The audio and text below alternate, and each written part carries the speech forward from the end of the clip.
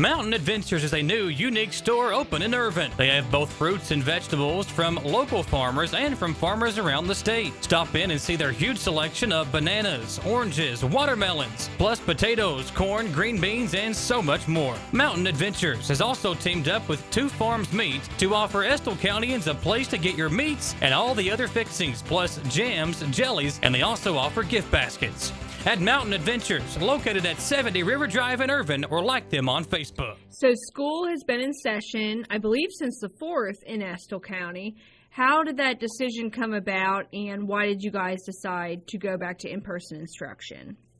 Well, Marissa, as everybody knows, in early December or possibly even late November, the governor started in his press conference afternoon meetings that we were going to figure out a way that we could return to in-person classes beginning in January.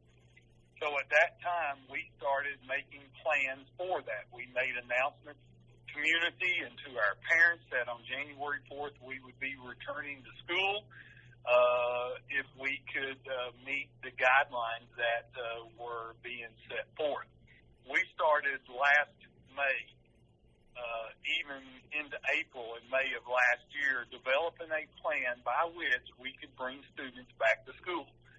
And, of course, as we got into the fall, it seemed like that every time we were ready to bring kids back, there was a request from the governor not to begin school. Then, of course, they came out with the metric that a lot of people were screaming for, but the COVID-19 mode of instruction metric that was developed by the Kentucky Department of Public Health was very unfair to small counties. Whenever you have just a few cases, it was going to cause your metric to be of such that you were in a red status. And because of that, Marissa, we only had students for 4 days all of the fall semester. And, of course, there's not a lot of things you can do with the pandemic. I mean, the pandemic is the pandemic. You know, I think we have to try to judge what we do on a local level. I don't think that no one statewide plan is going to fit every local community. Saylor says that plans were made to go back to school on January 4th. However, at the last minute, the governor asked counties to reassess and return a week later. Saylor felt that this was unfair to the parents and students who had already made plans to return to school on the 4th. The governor's making a recommendation based on statewide numbers.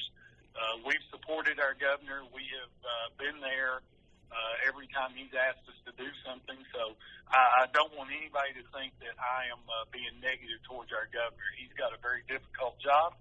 I think he's done the best job he could do under the circumstances. We wanted to get the new year off on a good footing and get our kids back in school, and that's what we decided to do. We had guidelines developed, we had procedures in place, and we felt like that we could do so at that time and that we would have a metric that we would follow. So that's our reasoning for going back to school. Saylor continues that in the first week, over 1,200 students countywide returned to in-person learning, which is 60% of the entire student body. Our families have a choice. They can send their kids to school on a hybrid model, which has a Group A students on Monday and Tuesday, Group B students meet on Thursday and Friday, and then Wednesdays are used for cleaning our facilities.